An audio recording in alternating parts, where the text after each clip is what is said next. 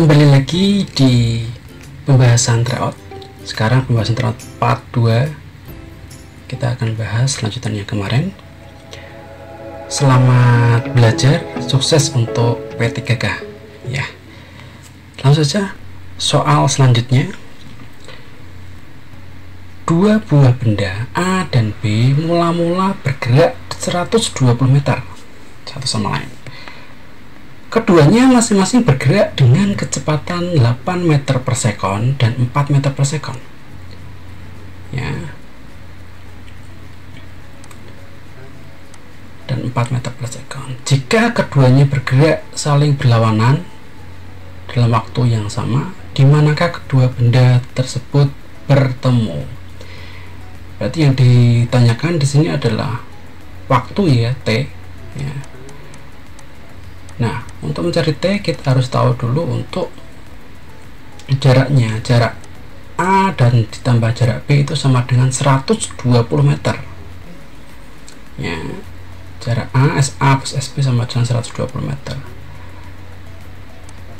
Kemudian untuk mencari SA sama dengan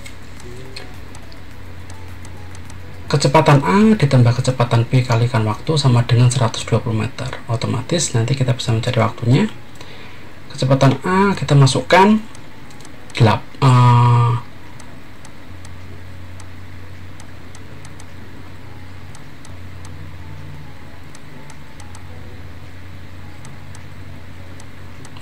itu salah ya, itu maksudnya 8 ditambah 4 ya sama dengan 120. T sama dengan 120 dibagi 12 sama dengan T nya adalah 10. Maaf itu typo ya. Nah, jadi waktunya ketemu 10. Nah,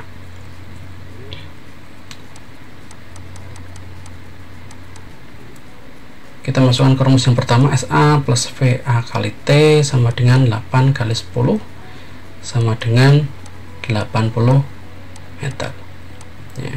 Jadi mereka bertemu ya saat jaraknya adalah 80 meter. Ini dari. Lanjut ke soal berikutnya. Jika 3 buah roda berputar dihubungkan seperti gambar, ya, di sini ada 3 roda yang 1, 2 itu porosnya sama. R1 adalah 20 cm, R2 adalah 10 cm, dan R3 adalah 5 cm. Nah, kecepatan sudutnya adalah 100 radian per sekon. Tentukan kecepatan sudut roda ketiga. Nah, roda pertama 100 radian, kalau roda ketiga berapa? Nah, berarti kita bisa menggunakan perbandingan. Ya, perbandingan.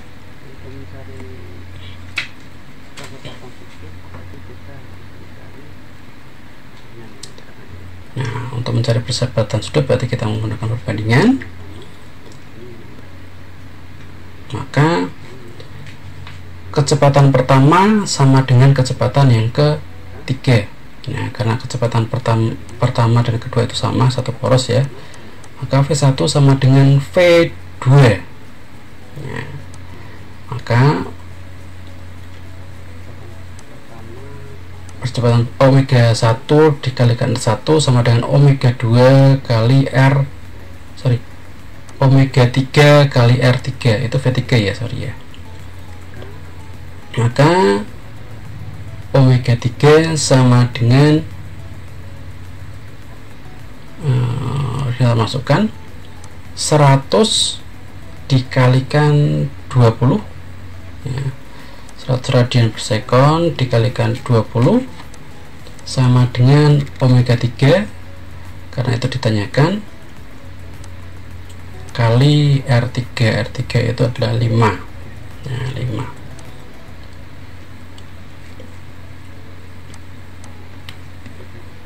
Kita sederhanakan.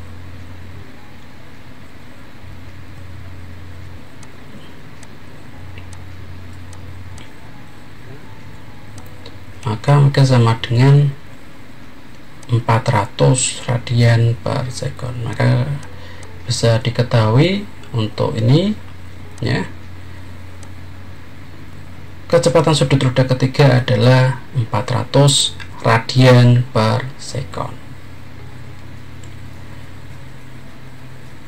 Lanjut ke soal berikutnya. Ini soal berikutnya. Perhatikan gambar sebuah roda pecel mungkin di samping ini, ya. Diketahui dengan gaya F 6 Newton, ya, dengan massa roda 5, jari-jarinya 20, ya. Percepatan sudut roda tersebut berapa? Diketahui roda pecel rata-rata ini untuk yang momen inersia roda pecel semua, ya, untuk homogennya. Maka kita bisa mencari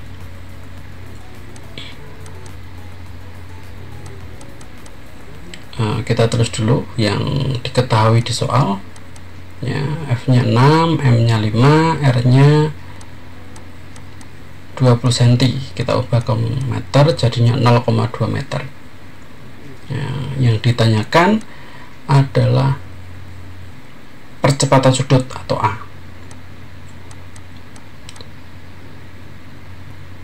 Oke, untuk mencari A kita menggunakan rumus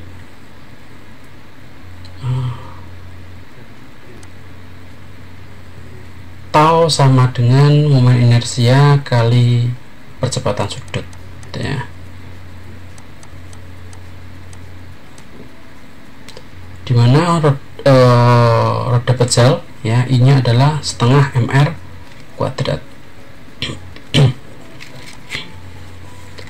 Oke, kita akan cari tau sama dengan I kalikan A, ya.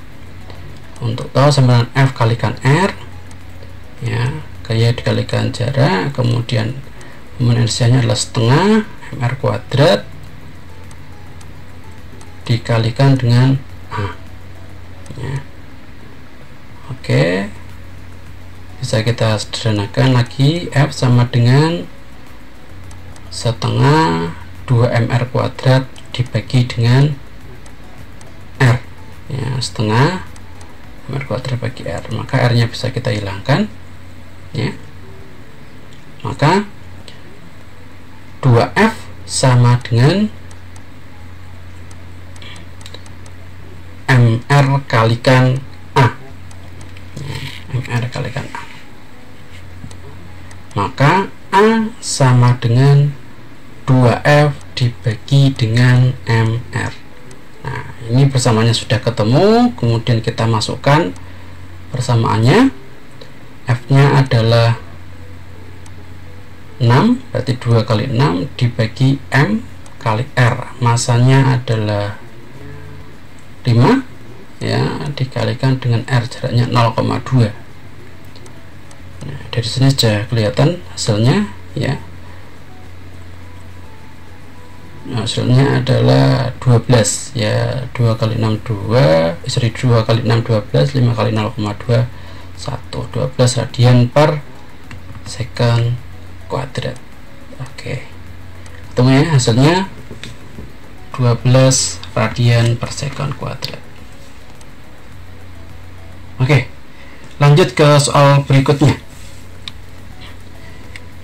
Ini soal pedagogik, ya. Kegiatan pembelajaran pada model project based learning pada sintak mendesain perencanaan produk, ya.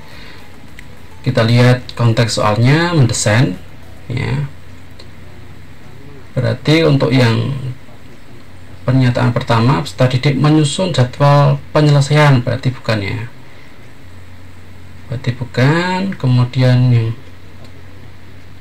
yang kedua, mendiskusikan topik permasalahan kehidupan di lingkungan tempat tinggal, juga bukan ya. Kemudian yang selanjutnya, membahas kelayakan proyek yang telah dibuat dan membuat laporan produk, itu juga bukan ya. Kemudian yang D, peserta didik mendiskusikan menyusun rancangan, ini bisa jadi ya, peserta didik melakukan pembuatan proyek sesuai jadwal. Nah, ini kalau yang D itu sudah membuat ya, berarti jawabannya adalah D ya, melakukan pembuatan proyek sesuai jadwal, mencatat dan diskusi selama muncul. Oke. Soal selanjutnya, ini masih pedagogik ya.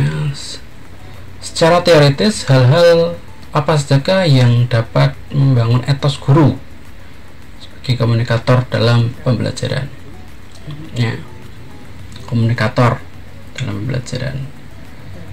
Ini membangun etos guru itu dari modul, ini saya carikan di dalam modul ya.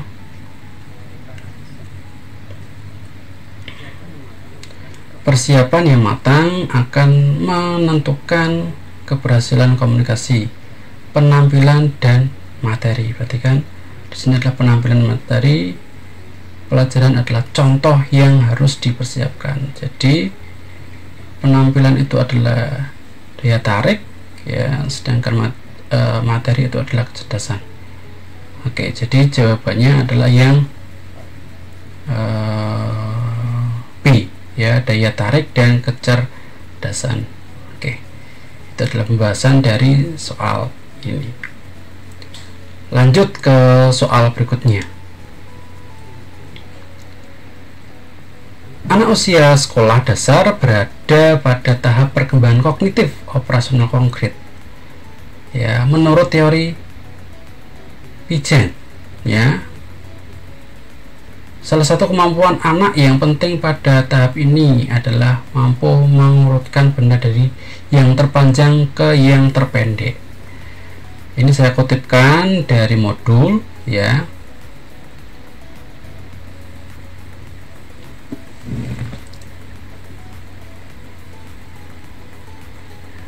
Akomodasi artinya anak tersebut sudah dapat mengaplikasikan atau memakai prinsip-prinsip pembagian dalam situasi yang sudah dan spesifik. Ya, ini adalah penjelasan dari menurut teori Piaget ya. Jadi untuk jawaban soal ini adalah bisa dikatakan akomodasi ya, karena sudah mengaplikasikan. Ya, anak ini sudah mengaplikasikan, mengurutkan dari yang besar ke kecil begitu. Lanjut ke soal berikutnya. Soal berikutnya, Pak Sugi akan mengembangkan kreativitas dengan meningkatkan kemampuan berpikir divergen. Ya, divergen itu apa ya? Beliau memberikan sebuah masalah, apa yang akan kamu lakukan kalau minyak bumi sudah tidak ada lagi ya. Menuliskan beberapa alternatif jawaban. Bagaimana ini? Ya.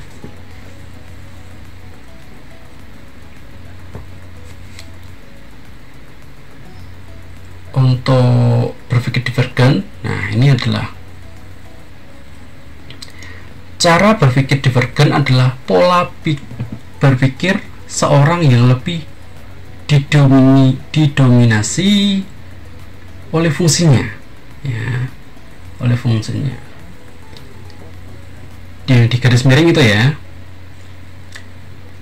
Berpikir divergen adalah berpikir kreatif, berpikir untuk memberikan bermacam kemungkinan jawaban berdasarkan informasi yang diberikan dengan menekankan pada kuantitas, keragaman, dan originalitas jawaban. Jadi yang dimaksud di sini adalah yang sistematis ya, yang berpikir kritis. Jadi dari soal yang tadi Ya, kita sudah tahu poinnya di sini. Kalau berpikir divergen adalah berpikir kreatif, berarti yang dimaksud adalah kritis, ya. Oke, kembali lagi ke soal. Yang berpikir kritis, ya. Di sini apakah banyaknya jawaban yang berkualitas? Siapa peserta didik yang menjawab? Jawaban ilmiah dari peserta didik, banyaknya alternatif jawaban, banyaknya jawaban yang tepat. Oke, dari pembahasan tadi kita bisa melihat, ya, untuk jawabannya adalah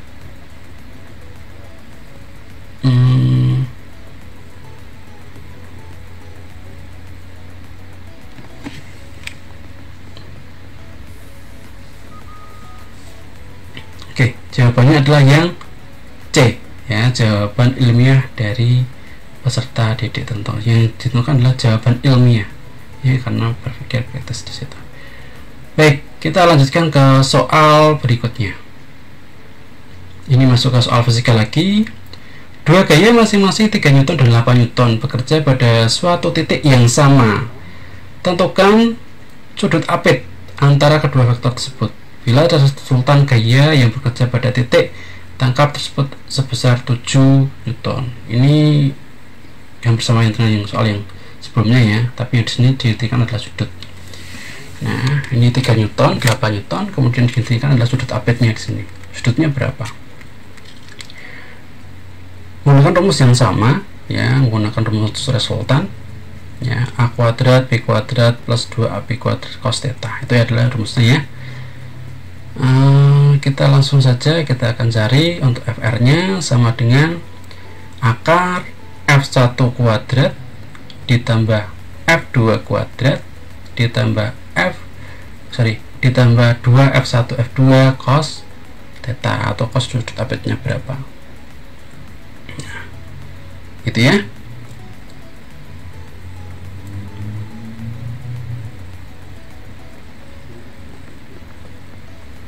Kita masukkan saja FR nya adalah 7 sama dengan akar F1 nya adalah 3 kuadrat ditambah 8 kuadrat ditambah 2 kali 3 kali 8 cos theta. Nah, ini yang ditanyakan.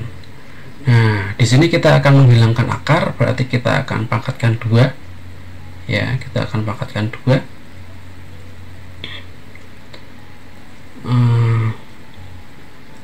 Jadi untuk 7 kuadrat 49 sama dengan 3 kuadrat tambah 8 kuadrat tambah 2 kali 3 kali 8 cos theta. Ya, akarnya hilang, ya, karena dikuadratkan. Oke, lanjut. Setelah seperti ini kita hitung saja, ya. Kita hitung saja. 49 sama dengan ini 9 tambah 64 tambah 48 cos theta.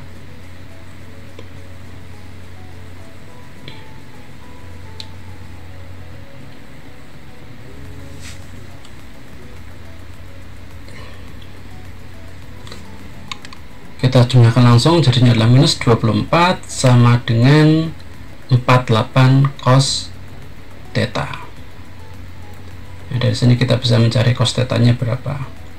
Langsung kita pindah ruas saja. 24 per 48 sama dengan cos theta. Nah, dari sini sudah kelihatan, ya, cos theta-nya berapa. Jadi cos theta, ya, cos theta sama dengan, nggak jelas. Cos theta sama dengan minus setengah, ya, minus setengah itu kalau minus berarti di kuadran berapa, ya, diingat-ingat kembali, berarti nilainya adalah theta-nya sama dengan 120 derajat. Oke, sudah ketemu. Untuk sudut apitnya adalah 120 derajat. Baik, ini pembahasan tentang vektor lagi, ya. Kita lanjutkan ke soal berikutnya. Berikut adalah perumusan indikator untuk KD menganalisis Ya, ingat KD-nya adalah menganalisis bentuk-bentuk interaksi manusia dengan lingkungan dan pengaruhnya terhadap pembangunan sosial, budaya, dan ekonomi masyarakat Indonesia, kecuali, ya, ingat indikatornya di sini adalah menganalisis, berarti mengidentifikasi bisa, kemudian menjelaskan itu kemungkinan tidak ya, menghubungkan pengaruh itu bisa, mengorelasikan bisa, ya, kemudian mengeneralisasi juga bisa. Berarti yang kurang tepat, ya, yang kurang tepat di sini adalah jawabannya yang B, menjelaskan bentuk-bentuk interaksi manusia dengan lingkungan tempat tinggalnya. Oke, nah ini adalah soal terakhir yang saya bahas di part 2. Nanti kita akan lanjutkan di part 3 ya. Mudah-mudahan dapat bermanfaat untuk pembahasan ini. Sampai ketemu di video berikutnya. Jangan lupa like, share, dan komennya. Oke, kita lanjutkan nanti di part 3. Oke, thank you, goodbye.